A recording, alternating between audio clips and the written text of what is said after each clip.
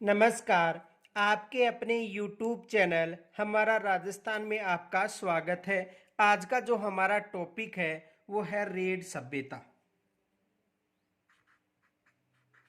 Red सभ्यता, और ये कहाँ पर विकसित हुई है? टोंक में। तो आज का जो हमारा टॉपिक है वो कौन सी सभ्यता है? रेड सभ्यता। और ये कहाँ पर विकसित हुई है? टोंक में।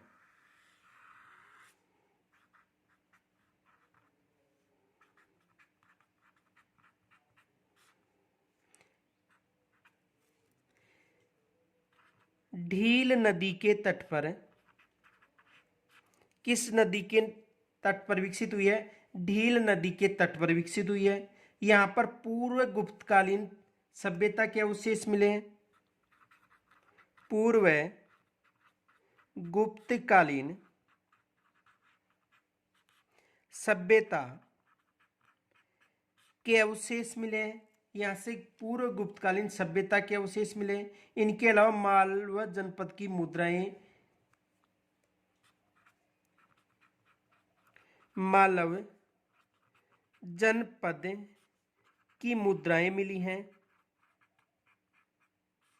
यहां से मालव जनपद की मुद्राएं मिली हैं। इनके अलावा लोहा सामग्री के विशाल भंडार मिले हैं। लोहे सामग्री के विशाल भंडार मिले हैं।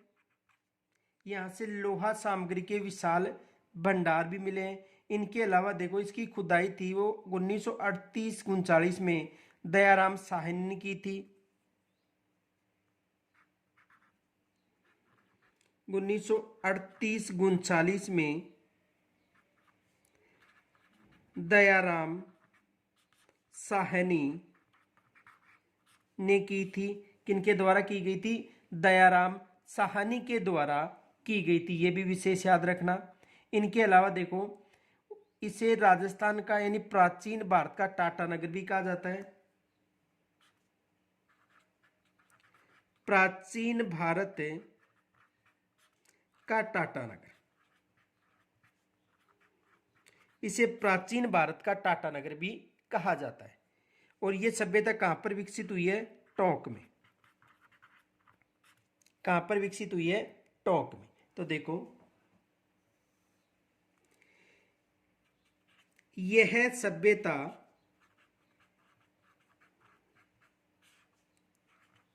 ढील नदी के तट पर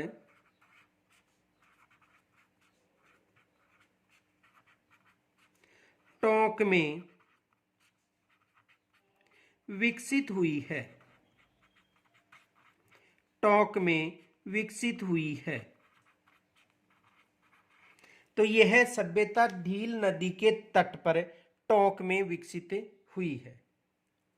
और यहां से पूर्व गुप्तकालीन सभ्यता के अवशेष मिले हैं। यहां से पूर्व गुप्तकालीन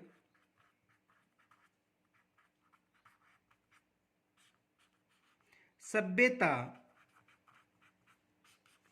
के अवशेष मिले हैं।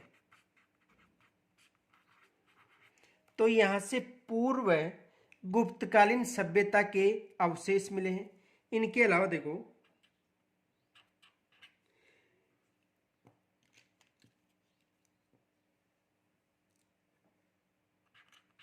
मालव जनपद की मुद्राएं,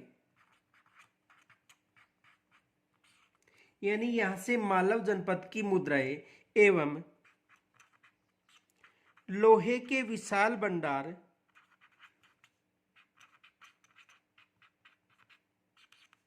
लोहे के विशाल भंडार मिले हैं। तो यहां से मालव जनपद की मुद्राएं और लोहे के विशाल भंडार भी मिले हैं। यह भी विशेष याद रखना। इनके अलावा देखो,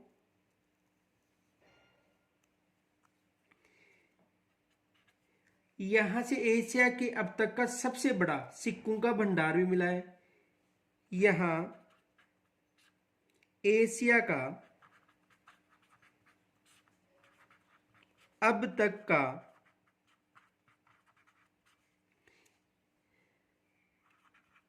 सबसे बड़ा सिक्कों का भंडार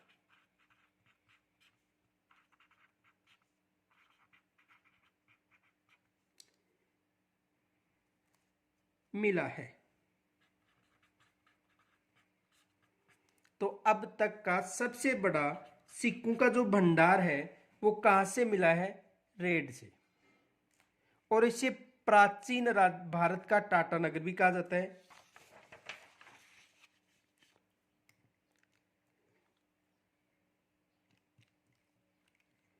इसे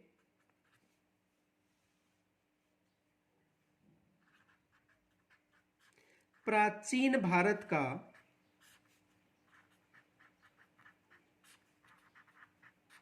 टाटा नगर भी कहा जाता है।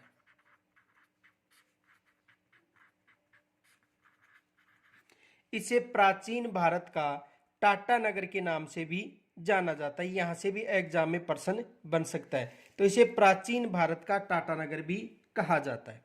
आगे देखो,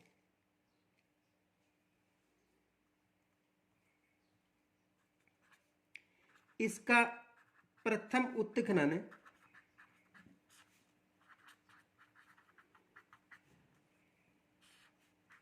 1938-39 में दयाराम साहनी के द्वारा किनके द्वारा? दयाराम साहनी के द्वारा किया गया था। किनके द्वारा किया गया था? दयाराम साहनी के द्वारा। तथा उसके बाद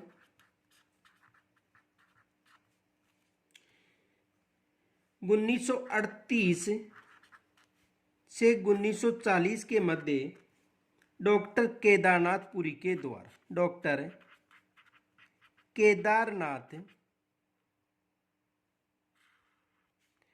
पुरी के द्वारा किया गया था। तो सबसे पहले किनके द्वारा किया गया था? दयाराम, और उसके दयाराम साहनी के बाद और उसके बाद डॉक्टर केदारनाथ पुरी के द्वारा।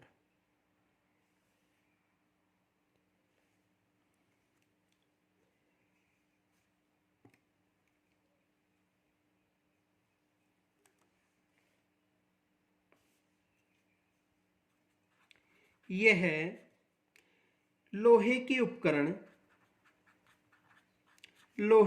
उपकरण बनाने का एक बड़ा केंद्र था।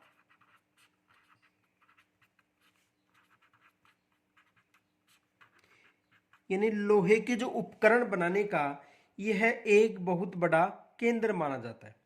इनके अलावा देखो, यहां से जो मृद भांड मिले हैं उनके ऊपरी हिस्से पर लाल या सफेद रंग का प्रयोग किया जाता था। तो देखो, यहां से प्राप्त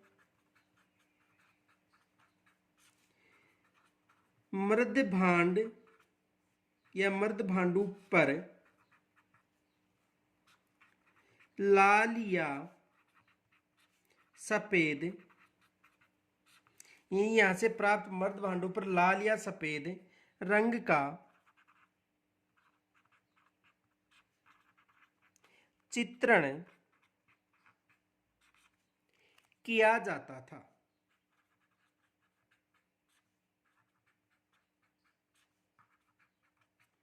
यानी यहां से जो मृद भांड मिले हैं उन पर लाल व सफेद रंग का चित्रण किया जाता था। और यहां पर खुदाई के दौरान चांदी के सैकड़ों आहत मुद्राएं पंचमार्क सिक्के भी मिले हैं।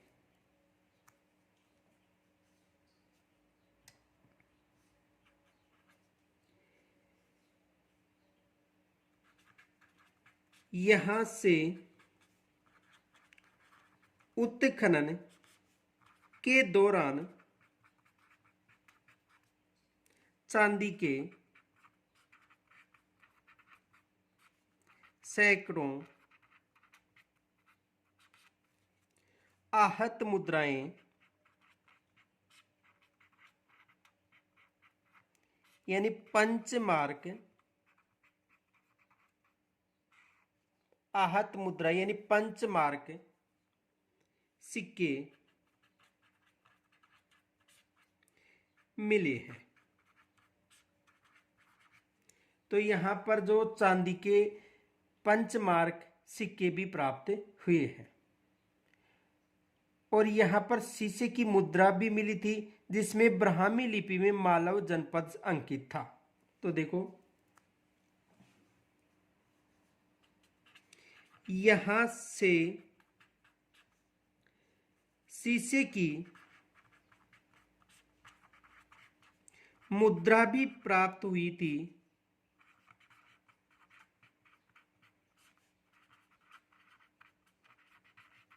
जिस पर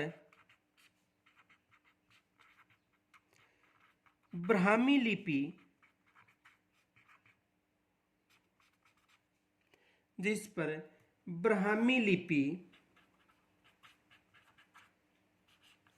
में मालव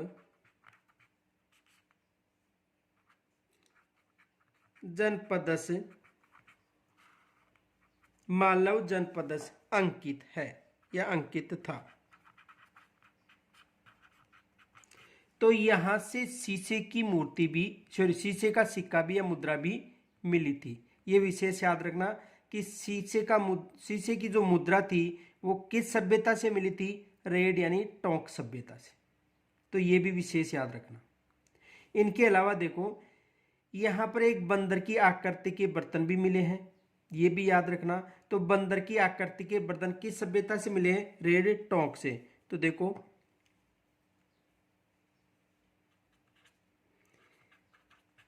यहां से बंदर की आकृति